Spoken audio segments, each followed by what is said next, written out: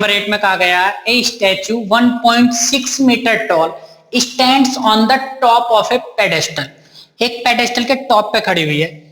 देखिए ये तो माना मैंने एक ग्राउंड है और इस पे एक पेडेस्टल खड़ा है, ये इस तरह से। देखिए कोई भी पेडेस्टल या बिल्डिंग या टावर खड़ा होगा तो वो ग्राउंड से 90 डिग्री का ही एंगल बनाएगा। इस पेडेस्टल के टॉप पे एक स्टैचू खड़ी है, ये वाली, ये इतनी सिर्फ स्टैचू है, यहां से यहां तक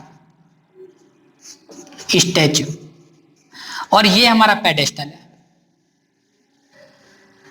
यहां से यहां तक।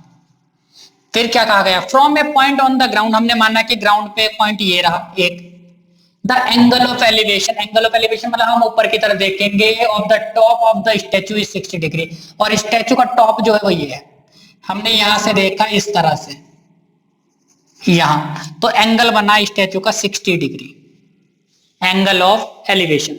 And from the same point, और फिर उसी पॉइंट से angle of elevation of the top of the pedestal, pedestal का टॉप जो है वो ये है, हमने यहां से देखा इधर की तरफ, और ये वाला एंगल हमारा बन रहा है 45 डिग्री का, सिर्फ यहां से यहां तक का।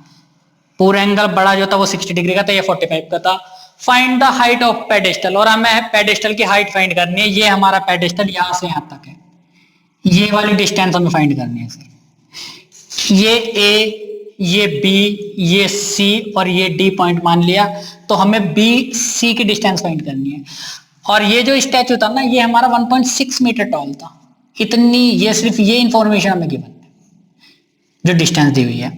देखिए दो राइट ट्रायंगल बन रहे हैं हमारे, एक तो बन रहा है सी ए बी ये वाला, और एक बड़ा ट्रायंगल बन रहा है डी बी ए। पहले इस छोटे वाले ट्रायंगल में बी सी, ये तो हमारा क्या हो गया परपेंडिकुलर, ये हमारा क्या हो गया बेस। गिवन तो कुछ भी नहीं है, लेकिन इन दोनों में हम ए बी और बी सी में एक रिलेशन फाइंड कर रहे हैं। लिख रहे हैं in right triangle C B A, ये हो गया हमारा सी बी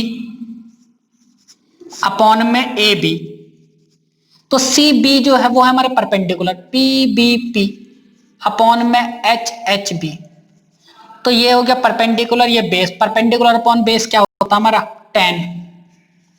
एंगल कितना बन रहा है यहाँ इस वाले ट्रायंगल में, ये 45 का बन रहा है, इस तरह से हो गया।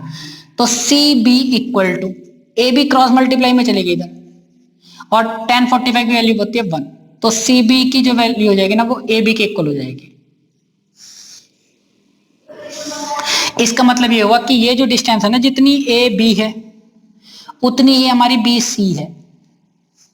अब हम बड़े वाले राइट ट्रायंगल की बात करेंगे, D B A, in right triangle D B A, इस वाले राइट ट्रायंगल में डी बी हमारा परपेंडिकुलर है, और इस परपेंडिकुलर को मैं लिख सकता हूं B C plus 1.6, B C ये रही और 1.6 ये रही, तो कुल मिलाकर हमारा कितना हो जाएगा डी बी हो जाएगा वो, तो मैंने लिखा सी बी प्लस 1.6, ये तो हमारा क्या हो गया परपेंडिकुलर हो गया यहां से यहां तक।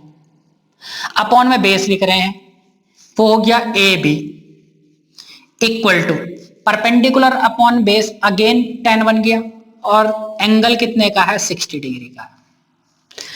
इस ए बी की क्रॉस मल्टीप्लाई कर देंगे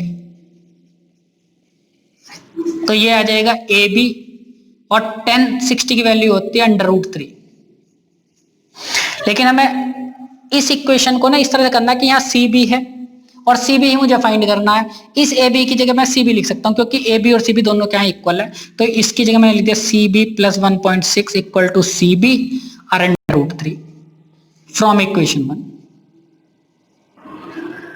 भाई जब हमें सी बी फाइंड करना, तो इस ए बी को मैंने सी बी में बदल दिया, ये 1.6 जो होता है ना राइट साइड में चला जाएगा, ठीक, या इसे हम इधर ही रहने देते, इस सी बी को मैं राइट में ले जा रहा हूं, तो 1.6 इक्वल टू सी बी √3, ये वाला सी बी इधर माइनस में आ गया, तो कितना हो जाएगा माइनस का C B.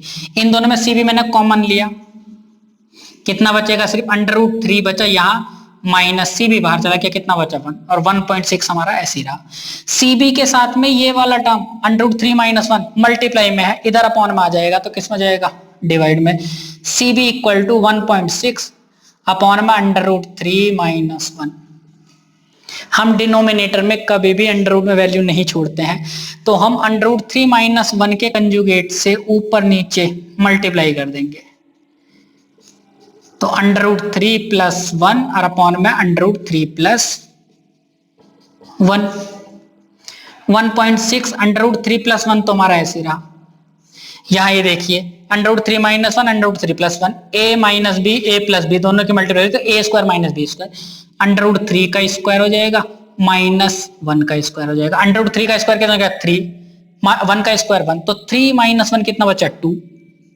1.6 under root 3 plus 1 और अपॉन में बचा 2, 2 से कैंसिल हो जाएगा 0.8 बार, तो आ जाएगा आंसर हमारा 0.8 ब्रैकेट में आएगा अंडर रूट 3 प्लस 1 मीटर। ये हमारी सी बी हो जाएगी। इस पेडेस्टल की height 0.8 multiply under root 3 plus 1 metre हो जाएगी।